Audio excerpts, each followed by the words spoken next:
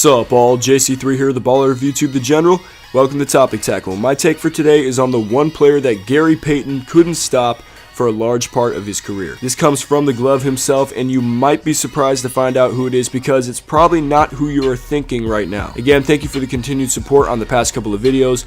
All of you make my experience producing content enjoyable, so keep it up by giving this video a thumbs up. For more content, and leave your feedback in the comments down below. I'm interested to see what you say about this one. Gary Payton is one of those players that we overlook in the grand scheme of things pertaining to NBA history because, well, he didn't ever get a ring.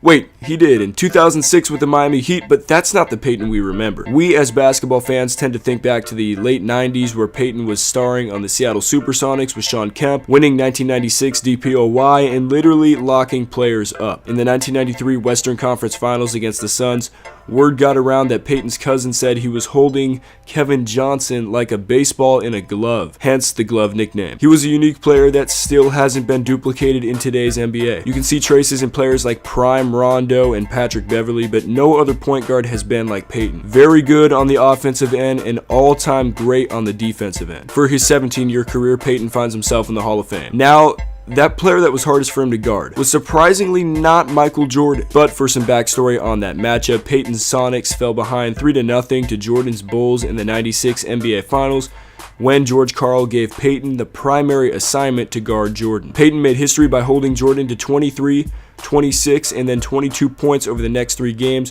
which was the only time in history Jordan ever scored less than 30 in 3 consecutive finals games. He also held the GOAT to 37% shooting during the 3-game stretch. So if Payton could contain Jordan, who could possibly be more difficult for him to match up against? During an interview at the NBA store in Glorietta, Payton said, "The guy that I really wanted to shut down, and it took a while for me to do it, was John Stockton. We had a video on this guy and we knew he was going to set picks.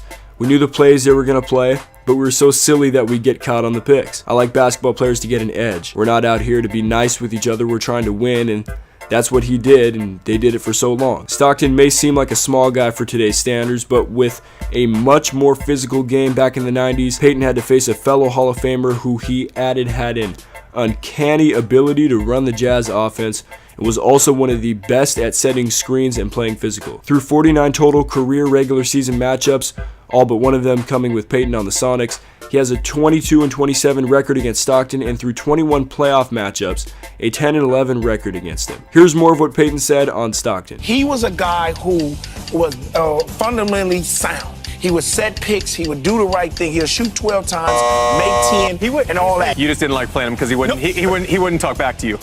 True, that's true. That's true. That's a thing too. So let me know what you think in the comments down below.